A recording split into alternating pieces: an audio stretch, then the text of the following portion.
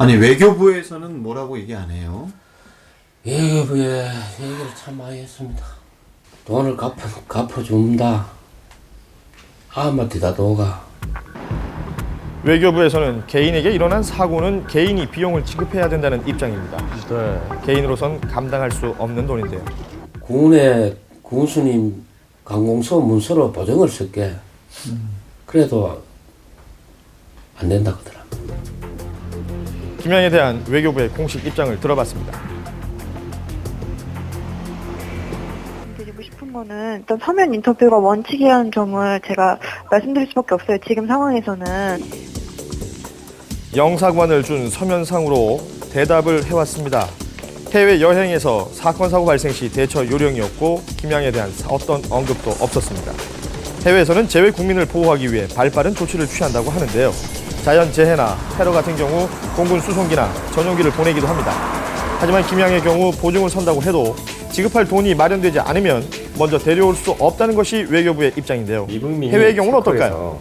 동일한 사건이 만났다면은 좀 달랐다고 봅니다. 우선은 그 피해자 가족이나 피해자가 직접 정부에 연락을 해서 정부 대출을 신청할 수 있고요. 그런 경우에는 상당히 신속하게 지원을 받을 수가 있는 것이죠. 그래서 먼저 조치를 취하느냐 아니면 먼저 돈을 내야 하느냐 큰 제도적인 차이가 있다고 봅니다.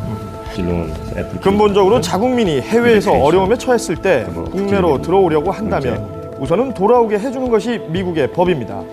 또한 자국민이 해외에서 경제적 어려움에 빠졌을 경우 정부가 대출을 해주는 제도를 시행하고 있었습니다.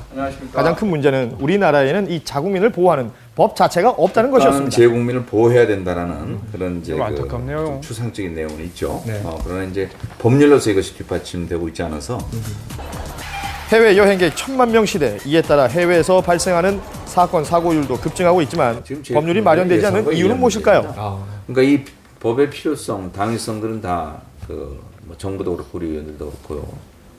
인지를 하고 있는데 재외국민보호법은 지난 2012년 발의되어 상정되었지만 아직까지 계류 중입니다.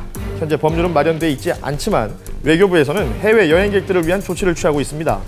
영사 콜센터를 운영해서 해외에서 위기 발생 시 도움을 주고 있다는 것인데요. 어플리케이션 등을 만들어서 구조 요청을 받도록 하지만 법률이 제정된다면 더욱 적극적인 대처를 할 수 있을 것입니다.